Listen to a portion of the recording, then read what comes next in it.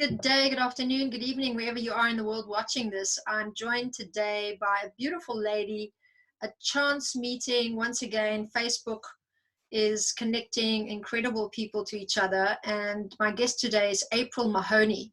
She is an orator, an author, a podcast host, and a performer. And I believe she has many other talents and gifts. She's going to tell us about how she got to be so multidimensional and talented in the ways that she's been able to even express herself and her talent in so many different channels. And she's also going to share with us more about her own personal truth, how she arrived into the place where she really feels she can stand in her own power and offer herself to the world. Welcome, April Mahoney. Thank you for being with me. Hello, and thank you, Helen. I always want to call you Helen, but I love Helenica. Yeah, Helen. I love Helenica. It's beautiful. Yeah. Thank you so much for having me on your platform. I really appreciate it. Yes, and we've both done a great exchange here where you showcased me to your audiences, where you talked I love about, you. Yeah, so many beautiful ways to support people in this quarantine time. We talked about really the brain, and I know your program is called Hello Brain, so a really nice catchy phrase, lots of lovely ways that people are really following your work, and I know you have quite a big reach. So let's start off by saying something about the biggest challenge, or one of the biggest challenges that you found in your life that helped prepare you, let's say, for the kind of life lesson that took you on a path to where you are now. Maybe you can share one of those with us. There might be more than one, but let's share one. Just the biggest thing was sitting in my truth. Yep. Being awakened to who I really was, knowing who I am. I've been doing the work for a long time. Right. I was an entrepreneur since I was 5 years old. So I know what it is to be on the grind. Right. I know how important it is to stay consistent, but also to accept responsibility. Mm-hmm. And when something resonates or something that sparks your interest or controversy arise, I stand in my truth. I own it. I sit with it. I marinate with it because there's a learning there. Right. Everything is not going to be a bed of roses. And so if you learn to adjust in times of trouble, when you are excelling and soaring, it will become second nature. Right. So you've really learned to generate in times of adversity. You've had enough challenging moments to begin to realize that there's great power in that time to actually create something and to learn to grow in that time, right? That's what I hear you saying is the life lesson. So you learned that pretty early on as an entrepreneur at 5. That's quite young. What were you doing at 5 that was entrepreneurial? Selling candy. That's amazing. It used to be packs of candy and I would break them up and sell them individually. But the life lessons that I've learned really, I think, and adversity has come from observation of others. Right. I've been very fortunate as a Black American woman here in the United States. I grew up in a upper middle class family with a stepfather.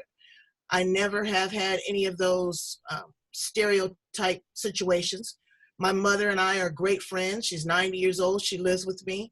But watching other people and listening to her stories, 90 years, we've had a lot of conversation about life.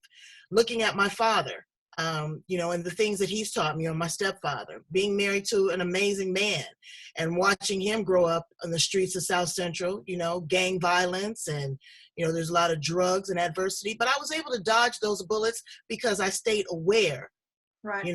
And just kind of positioned myself that way. Yeah, and you've built like what is looking like a little mini empire here as someone that does podcasting and interviewing. I wonder, what would you tell your 5-year-old self, knowing who you are now, all the wisdom you've gathered, all the trials and tribulations and the great success that you've created now? What would you tell that 5-year-old little girl that was an entrepreneur selling candy? To continue to dream the impossible dream, to dream big, to never cut yourself short. Mm-hmm. And fear is your friend. Right. So many people want to dodge those feelings of fear. Right. I don't say go full throttle, but pay attention to them and let them resonate, because that's a warning sign. That's there to teach you something. Yeah. It's to have you, like now with the coronavirus. This is a time for us to pause. This is a time for us to sit still. This is a time for us to be awakened to a new truth. Exactly. I'm so with you. And it's so wonderful to have you at Women of Truth saying exactly those words. Right. So great. I would love to be able to see one of your performances at some point, because I'm sure you transmit very powerfully. Oh. And in this moment now, I want to reach this question that really inspired me to do these interviews with over 60 women. And it's moved up to 80, going to 100 now, where I said I would interview 100 women. Yeah. On this very specific question, what do you think is the biggest lie that women believe, and what is the truth? Okay, I'm going to give it to you. Give it to me. The biggest lie that women tell themselves is that they're ready. I don't believe that. And the reason why I don't believe that is because I interview, I have over 60,000 followers in 39 countries. And I hear more often than not is that I only work with women. I only work with women. Women are the givers of life. We don't need much work. So where is the shortfall? Where is the insecurity coming from? Where is the pain? Where are the isms that still exist? Women portray a lot of sexism, racism, classism, just as men do. And just because we change the gender doesn't necessarily mean that the paradigm is going to shift. Right. So this is one of the challenges that I see. But the truth is that we are everything. We are the universe. We are the universal energy. We are the source. We are the power. But what we need to do is harness that power in the right direction, collectively, motivating, understanding, helping our sister, understanding our brother, nurturing our children. Money is not it.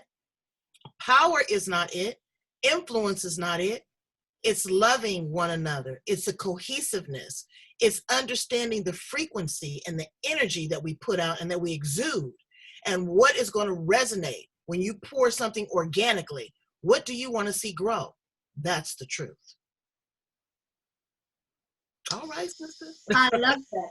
So we touch on very many points here about how we have work to do as women, and the work is slightly paradoxical because we are already there, and we also need to look at the part of us that's not ready, and to actually find it in another place to where we've been looking, because somehow we've been saying, well, it's out there, but maybe it's not out there. Maybe it's in us somehow, that we still have to really acknowledge our greatness, and to be able to really believe and accept that so much that we are coming through in a more genuine and pure way, that we're not distorting things and projecting it all out there. So I always see a lot of women going into many different ways of doing the woman's work, and because Women of Truth is really trying to bring a deeper truth to all women about our value and about our greatness, like you've just shared. And the ancient wisdom of women is something we need to reconnect to. So part of our work is to be able to speak more courageously about things like you've just pointed out, that we don't see because they are up in our blind spots. So when we look at this whole women's movement, I think you might have answered the question, but let's put it in just in case there's something more you can shed light on for us.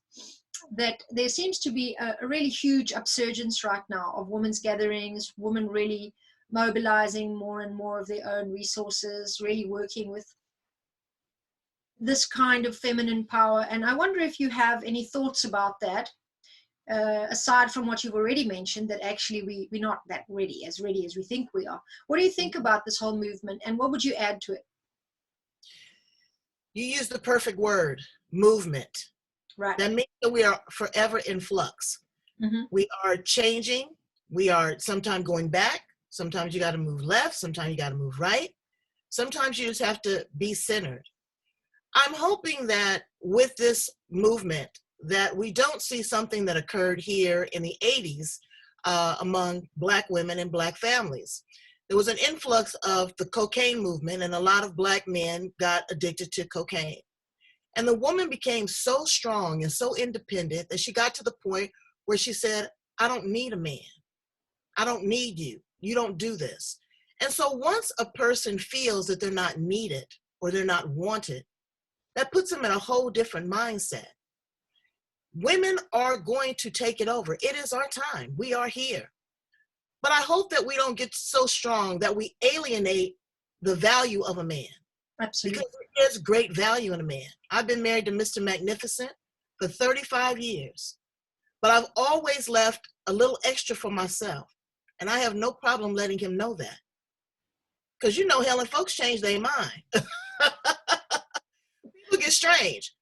And so finding that sense of self and identity and walking in that, shining and radiating in that light, understanding your weakness and your vulnerability as a part of your character. It's not a character flaw. It's just a part of who you are. And it's very natural. And so I'm just hoping that, you know, when women take it over, that they don't emasculate the man, but learn from him, because he's a hunter and he's a gatherer and he's a provider and he's a strength and he's a warrior. These are all traits that we as women need. Right. Because we're on the battlefield, we're on the front lines. And so what better teacher is someone that's already been there, done that, and got the t-shirt, right? Right, right.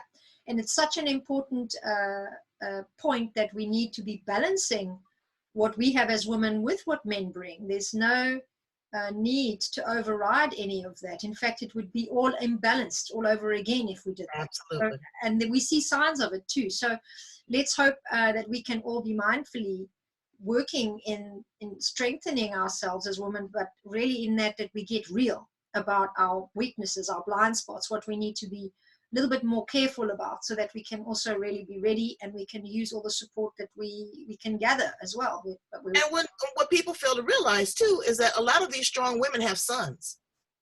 Yeah. You know? And so what is the next generation of man going to look like? How are we going to help develop that from very early on, from their formative years? Exactly. You know, 5, 6, 7. You can't re-raise an 18-year-old. Mm-hmm. They already have that mindset. So what are we pouring into that? What is the family unit? What is the family structure going to look like? The dynamics. You know, who's going to be the person that, you know, is really the person at the forefront? And it doesn't necessarily have to be one in front of the other. You know, I'm hoping that we can be side by side. Yeah, absolutely. And I see a lot of women and men standing together at the moment. And I want to commend everybody that's doing whatever they can to shift the paradigm. And especially now in the coronavirus time, as we see it, there are really amazing initiatives happening. And I want to commend everybody, celebrate everybody, and really, you know, take heed on what we're uncovering today with April Mahoney, just the importance of really using and being inclusive all of what we have. And we need all of it, because really we do need to be creating generations to come that value themselves for the mere fact that they exist. We each have value because we are here. We don't need to be proving that value. We just have to be aligning it with a deeper truth. So when we look at you and your work, April, tell us a bit more about the podcasting and what it's been teaching you about human beings, and some of your most interesting guests maybe. What can you share with us? Oh my God. Well, I have been doing my podcast now for almost 12 years. Again, I've cultivated close to 60,000 really in 39, 40, 45 countries. I haven't even kept track. But what I'm really finding is that I love people. And I've always known that I was a communicator. I'm a facilitator, a conduit for people to come through. I love to ask questions. I love to learn. And this has taught me so much about the power of communication, right, and how valuable it is. It's taught me about truth-telling versus lies. It's taught me what people's perception of what truth is, right, which is a whole different thing. It's an aha moment. And, you know, it's given me a platform to let other people shine. That's what I want to do. It's not about me. I mean, I've got a show. I could sit there and jaw jack all day. But really the value in knowing not the deliverable of the book that they wrote, or, you know, their entrepreneurial ventures, or that they're a doctor with a bunch of degrees, but the human interest story, the compassion, what we connect, imano, one-on-one, what is that cohesiveness. Do we like the same type of music? Do we drink the same type of wine? Do we want to travel the same places? That's what I find interesting and engaging. I have had some of the most amazing guests. I mean, every single one of them, over 600, 650 episodes. But some of them that really, really resonate with me is one gentleman named Jay Westbrook. Jay Westbrook was locked in a closet for 3 years. He was left there to sleep, eat, and defecate, taken out to be sexually assaulted and abused, and put back in this dark closet. He got out of the situation and turned to drugs and alcohol, got arrested, went to jail his first time, and was gang raped by 5 men. He was only there a few hours. He comes out a broken man, but who is he today? He is sought out around the world for his hospice and palliative care, what he does for others. He's a USC graduate. He's a nurse. He's headed up tons of departments in hospitals. He is a warrior. And when I asked him, Jay, how did you survive? He told me that he was born to suffer. That has resonated in me, that someone has accepted that he was born to suffer. He's not bitter. He had a monogamous marriage for years. His wife died in his arms. He's incredible. I had another incredible guest. She's 83 years old and invited me to her wedding. She's a victim of online dating fraud. The man got $400,000 out of her within 3 months. I asked her, what kind of spell was he putting on you? Through the television screen. I had one woman that talked about having 9 miscarriages and what that looks like and what that feels like. But I've also had 14-year-old entrepreneurs that opened their first ice cream shop. So my show is a variety show. But again, it's the human factor and how it connects us all together is what brings me the greatest joy and allows me to, podcast every day. I mean, who does that? Most people do weekly shows or whatever. I do them sometimes. Yesterday, I did 3 in one day. There's a lot of information out there. Yeah, I think it's incredible just bringing this kind of diversity to people's lives through one channel. Like you say, it's clear to me that you have a gift of being able to have people express who they are through you and your interaction with them, and the power of that communication reads so strong and so endorsed when it's also told through another person's interviewing method. And I've sat on that channel with you rather, and now you're with me, and I see this very natural, organic style of presenting and offering people a totally new and beautiful take on life, just this diversity of the human experience. So tell us again the name, where people can find it, and also what would you say is the kind of guests that you're looking for if people are interested to be on your show, and how that happens. Okay. Well, my show is On the Edge with April Mahoney. Let me show you a visual.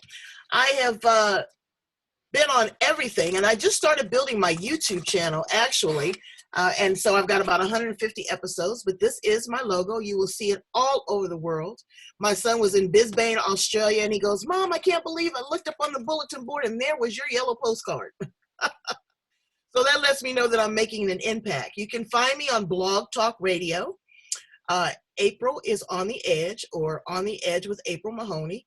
I call my listeners brains because I'm talking to smart people that know how to edit and filter information, that can agree or disagree, but not show up disagreeable, because that's one of the requirements in the vetting, is that you got to bring your happy to the edge. Okay? I want you to pour into people or bring your drum like Helen did. Yeah. And so it's a conversation, inbox me, let me on Facebook or Instagram, or info@agoodperson.biz. That's info@agoodperson.biz. And let's talk about it. Let's talk about what you want to bring to the audience, how you are going to uplift, motivate. It could be with a joke. It could be with a poem. It could be with the playing of the drum. It could be with a cure for cancer. Whatever it is that you feel that is really going to resonate in people and you want them to know, introduce it to me. I'm open to all conversations. Yeah, beautiful. And after 12 years of podcasting, you know what's newsworthy and you know how to pitch and present someone's perspective of life in a way that also really reads well for your listeners. So I think you're a very good sounding board for people also to see if what they have is newsworthy and if they really can present their message in a way that is informative and helpful for other people, because we all know there's so much noise out there. So I trust that you are, able to select the people that are going to be, useful to be listening to, and that the smart people out there are going to be appreciating that. So everybody out there listening, if you do feel like you want to have a really entertaining, interesting, diverse platform to get information about the world's people, here it is, Hello Brains. And Yeah. April Mahoney, as you spell it, Mahoney. We'll put it on this video, and we will welcome you as well to get in touch with April, and also take a listen and see how you can learn about all these incredible ways that life is lived. April, I want to give you the last chance to give 3 words to our audience. This is a place for them to remember you through 3 power words. They either connect all together, or they separate important words that for you have great value. I love you. Beautiful. Thank you. So thanks for watching, everybody. And saw it there, Hello Brains, but it's called On the Edge with April. On the Edge with April Mahoney. Beautiful. And now we're all brains all over the world. I just ask that you stay safe, and that you continue to thrive and keep your line of communication open to the world, because you are a powerhouse too. You're a voice, you are an influencer, and that is what women are. Is we don't want to be dominant. We want to be influencers. We want to be change agents. We want to be people that are going to make a difference, not keep it the same, but make a difference in the world. Exactly. Thank you so much, April. Lovely spending time with you, and thank you for making time for us here. Bye-bye, everyone. Thanks for watching.